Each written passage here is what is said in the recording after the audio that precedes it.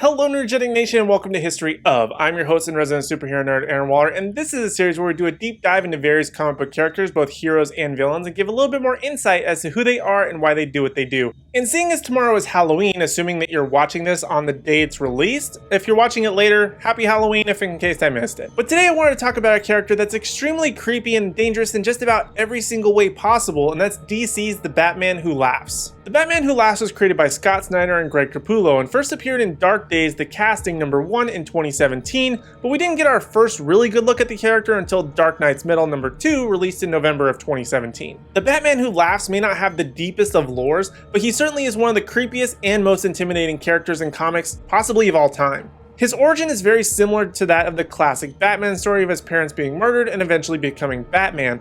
The main difference, however, is that the Joker learns that Batman is Bruce Wayne and goes on a killing spree after he learns he's dying from a chemical that turned him into the Joker. He ends up killing most of Batman's rogues gallery and even Commissioner Gordon. Batman is then drugged by the Joker and cannot move, but is conscious enough to witness more of the Joker's chaos without being able to stop him, and the Joker continues to torment Batman by bombing a hospital, killing innocent people, and injecting children with Joker venom to build his army. Batman is then able to regain movement and is so traumatized and enraged at what the Joker has done, he kills him by breaking his neck. However, unbeknownst to Batman, the Joker exhales a toxin with his final breath, which infects Batman with a final dose of pure Joker venom. A few days after this incident, Superman approaches Bruce in the Batcave and briefs him on the aiding of the children that were infected, and Batman lets out a small laugh. The following day, Batgirl, Nightwing, Red Hood, and Red Robin are training in the Batcave and discussing Bruce's worsening condition, to which he refuses help and instead pulls out guns and shoots them all dead. Bruce later convinces his son Damian to join him and give him a dose of Joker venom to be just like him. He even goes and retrieves the fellow infected children and created his army of pets known as the Rabid Robins. A week after infection, Batman kills the rest of the Justice League by using his various knowledge and contingency plans on how to eliminate each one,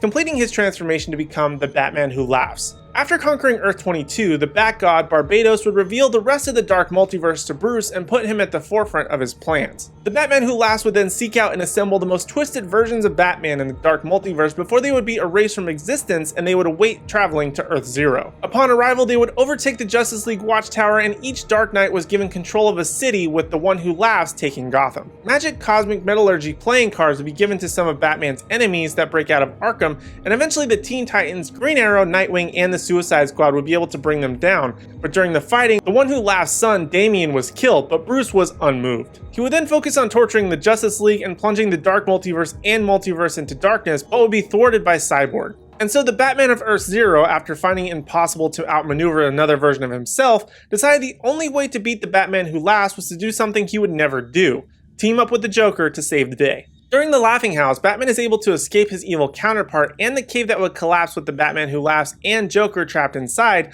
thus stopping the invasion of the Dark Multiverse. The Batman Who Laughs would survive this collapse, however, and resurface in Gotham, teaming up with the Grim Knight, another Batman from the Dark Multiverse. This plan too would fail, and he and Batman would go toe-to-toe a few more times, and eventually he would be beaten nearly to death and imprisoned in the Hall of Justice. While incarcerated, he would plan to infect the entire world and use special batarangs coated in Joker toxin, the same toxin that was used to infect him. He would only marginally succeed, as it turns out that he never actually left his cell after revealing his plans to Superman, who was only pretending to be infected. During Rise of the Darkest Knights, he would be killed by Wonder Woman using a chainsaw. However, he would have a contingency plan in case he was killed, and he would gain the powers of Dr. Manhattan. He would eventually grow in power once again and seek to remake the multiverse in his own image, also known as the Last 52. Ultimately, it ends up with him battling a golden-clad version of Wonder Woman across space and time as he begs her to join him. She resists and is able to throw him into the sun, killing him once and for all. Now you're probably wondering what exactly makes the Batman Who Laughs so creepy and so uncharacteristically different from, say, a regular Batman. Well, despite all the evil doing he's been able to accomplish in his short comic run, he at first didn't have any special powers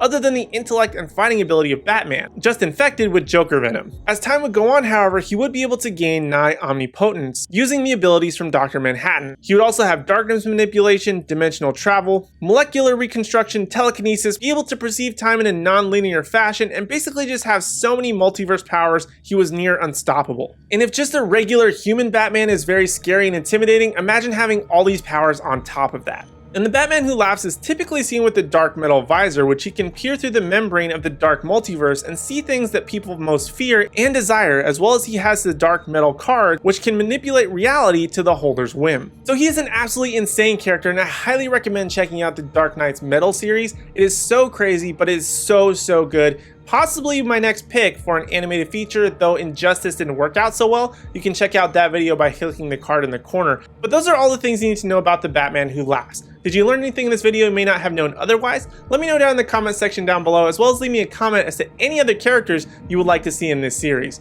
And while you're down there, be sure to hit like, subscribe, and ring the bell notification so you miss out on any future content from me or the rest of the Energetic team, as we have new content regularly. It can come out at any time. Plus, in November, when Hawkeye comes out, we're going to be doing live streams of that. We're going to have Cowboy Bebop stuff, Master of the Universe stuff, so much you don't want to miss out on. So make sure you hit subscribe and ring the bell notification so you don't miss out on any of it.